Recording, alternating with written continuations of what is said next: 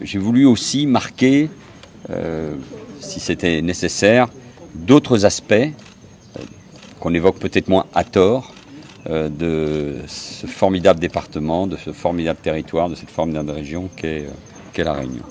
On a beaucoup parlé du département aujourd'hui. D'abord, son espace naturel incroyable, sa montagne. Et il faut le faire parce que la nature, la forêt offre des espaces et des atouts assez incroyables.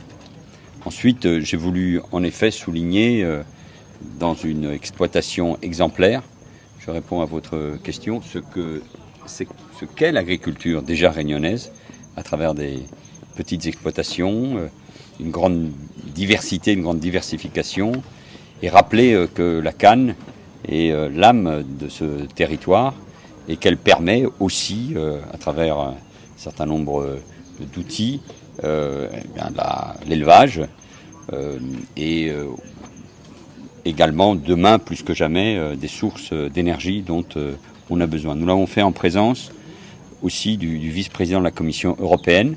Vous savez qu'il y a, c'est pour cela que je suis à La Réunion, aussi la rencontre des régions ultra-périphériques, espagnoles, portugaises, mais essentiellement françaises, lundi soir et mardi matin. Et c'est important parce que le commissaire Fito a déjà pris un certain nombre de décisions pour rendre les aides, les soutiens au territoire ultramarin français plus efficaces et plus souples, que les aides, les politiques publiques arrivent beaucoup plus rapidement. C'est une demande de l'État, c'est une demande évidemment des collectivités territoriales.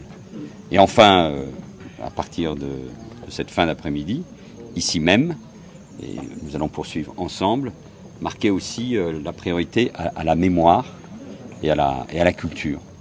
Et de ce site extraordinaire dans tous les sens, où il y a une mémoire douloureuse, celle de l'esclavage, ce crime contre l'humanité, mais dont on peut aussi constater le développement économique et industriel de la Réunion, bien sûr, à travers des hommes et des femmes et des enfants qui étaient soumis à l'esclavage, de la libération de 1848.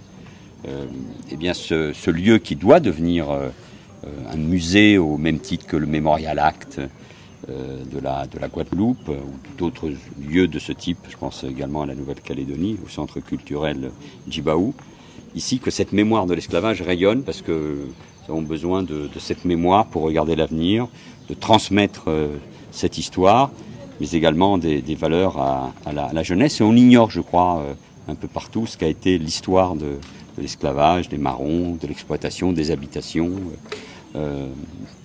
ici dans ce territoire. Nous allons le poursuivre tout à l'heure sous d'autres formes, et je pense aussi au film qu'Abdelmalik présentera ce soir. Voilà.